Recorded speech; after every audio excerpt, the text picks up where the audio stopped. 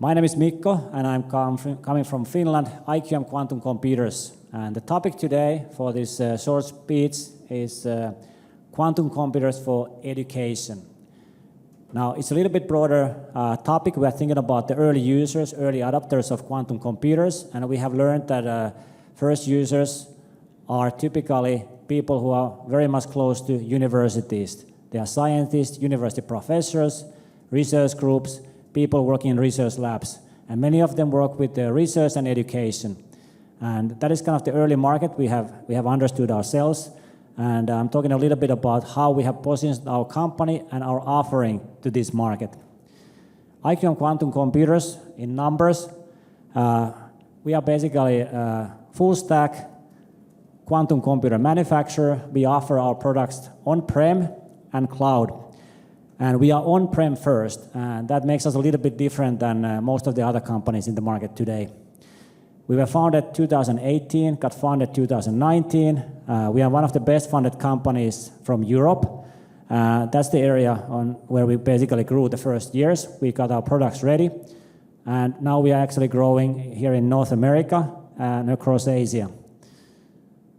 We have already manufactured 30 full stack systems, most of them for R&D, and 6 systems we have shipped and installed to our customer locations.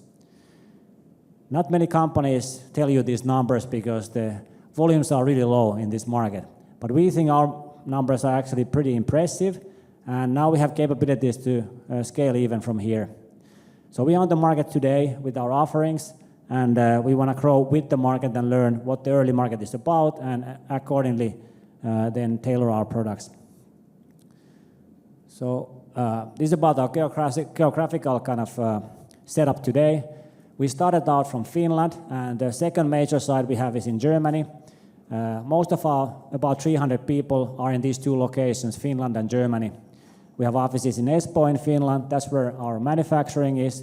And then we have a Munich-based office where is also our data center today. Recently we have opened an office here in the US. We have 3 people here, and then we have people in key locations in Asian countries where we are hiring at the moment. There's some highlights of our latest customer success stories where we have installed our computers. They are mainly in Europe, but later this year we're going to have announcements also here in North America and also in several locations in Asia. And again, we are talking about full stack on-premises physical computers, big systems. So here's about our products. We basically split it into 2, on-prem and cloud. And as said, on-prem is our first offering. Cloud we actually started only this year, just a few months ago. In April we launched our Resonance Cloud platform, where we have today 6 and 20 qubit systems, and we will have a 54 qubit system later this month. Then the physical on-prem systems we have split into 2. We have something we call our entry-level Spark system, and that is now the relevant one for this kind of research education market.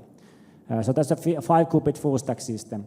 Then we have the so-called big system, we call it IQM Radiance, where you have a 20 qubit, 50 qubit, and next year we're going to have a 150 qubit system, full stack. All the hardware, all the software installed.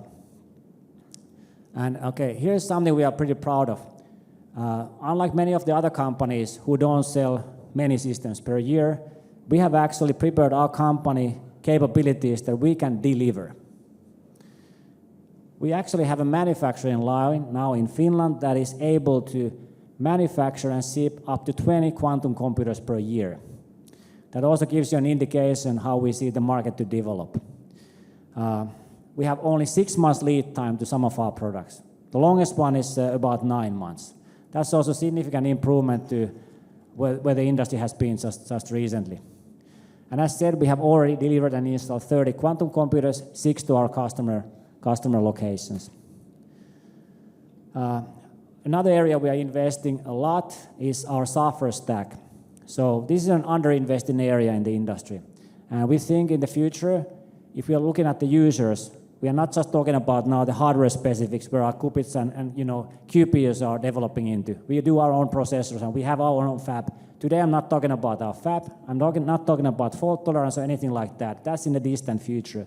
But today, what actual users are looking for is a very powerful software stack. And the early users want to have access to all possible tools. The thing here is this open platform thinking. So we support, of course, IBM Qiskit, the open source version. That is the most used way of programming quantum computers and running your circuits. However, there's many other platforms, and it's not clear yet that which one is going to be the dominant one. So we support, for example, Google Circ, we support NVIDIA CUDA, we support some startup companies like Classics Platform, and many others. We also want to have the algorithm library available to everybody. There's different versions of that as well. And we want to integrate with HPCs. That's at the high end, the kind of part where software plays a critical role. For on-prem educational research market, HPC integration may not be the key, but we have it in our software stack available for all of our users. Okay, here's the main topic of today, this educational market. One of the main challenges for, let's say, a university professor or research institution when they start to look at what is actually available to market, I think are here. 3 points. So you want to buy a quantum computer or access to it, you are first of all offered cloud. It's very difficult to find anybody who can, first of all, sell you anything and even deliver you something. That is a huge challenge in this market, to be honest. Another one is that when you find somebody who's, at the end of the day, willing to promise you something, let's say 2 years from now, they're going to ask you an extraordinarily high price. You can go to Google and figure out quickly that there's news that somebody bought a quantum computer and paid 40 million for it. Somebody paid 50 million for a quantum computer. Somebody has even paid, and this is a true story, we are insiders so we know, somebody has paid 100 million for a quantum computer. And we are talking about still noisy, intermediate scale quantum computers, what are available today. We are not talking about fault-tolerant quantum computers. That's an obvious problem. A university professor will never be able to afford that. Many others, corporations will never buy quantum computers at 100 million price tag. That's at least how we see it. Third point here is that, okay, finally you got the money, you got somebody to deliver you something, you get your computer, access is restricted. You want to play around with the hardware? No way. Look, but don't touch. That's very often what you hear when you get a physical quantum computer. Software platform, also restricted. Some part is open source, but there's also a lot of stuff which is closed and you cannot touch, you cannot change it. So the user experience is not that different compared to cloud. Now, you're a university professor. What do you want to do? You want to start playing around with your system. You want to access a real hardware just like it would be a PC. That is our offering. That's what IQM is offering to the market today. And this actually applies to all of our systems today. So this is our entry-level system in the picture here. Quite nice package. It's a real product. We can ship again, 6 months lead time with a price tag of 1 million euros. 1 million euros, not 40, not 50, not 100, but 1 single million. A university professor can actually grab this money from the coffins of the university if they just put the application in early before the end of the year. Proven. And we give access to the platform. We give access to the hardware. We give access to the software. I just talked with one of our customers, asked them that, what is your use case? Another university professor or research lab. But how are you going to use the computer? Oh, we have this cryoelectronics. We want to actually open it. We're going to take your electronics out, plug it in, and try to make it work. I'm like, okay, interesting.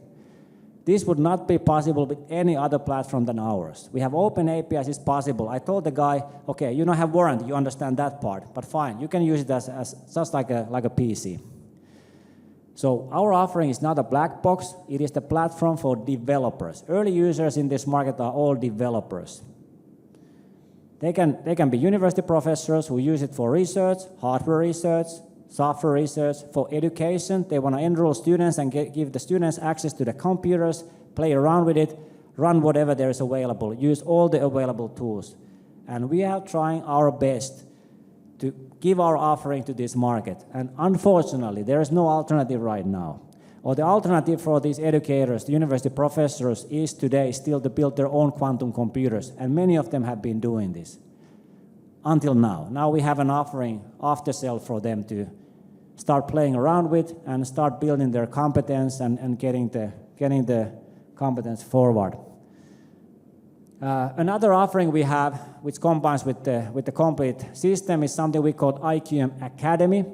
This is available on our website, meetiqm.com. We have developed there, together with some of the universities, kind of complete course, crash course, Quantum 101. How do I get started on quantum computers? So there's instructions, the basics, and there's instructions how you can program your first circuit and run it on an IQM computer, which is on the cloud. You get a free 1-hour slot, and you can start trying your circuits right there with a real computer. We think this is a good way to start, and for our university customers, an example, we can also tailor-made and help them put the courses together. Some of our guys can come to the courses and actually give lectures there and get the students started using quantum and programming their first circuits. So we are really here to expand the market. We are really here to help kind of the overall quantum ecosystem to grow. We are not just after these huge, big systems. We are not just after the dream. Of course, it's part of our story to the investors, and we are also on the way there, but we go there step by step, and we think there's so much untapped market in the educational sector that needs to be served, and that's something we are after. That was basically my talk today. Any questions here I can answer, or later on just get in touch. Either try directly to myself, I'm a co-CEO of the company, or some of our salespeople. We have a couple guys here in the US and also Asia and Europe if you want to get in touch with. Thanks. 30 quantum computers? Where are they at? Yeah, most of the computers are, like I said, for our own R&D, so they are either located in our offices in Finland, in Espoo, or in our data center in Munich, in Germany, and 6 of them are currently at our customer sites. But as a co-CEO, I'm also responsible for our sales. I actually want to get rid of all the 24 we have right now. I want to sell them all. So anybody interested in quantum computer, I'm here.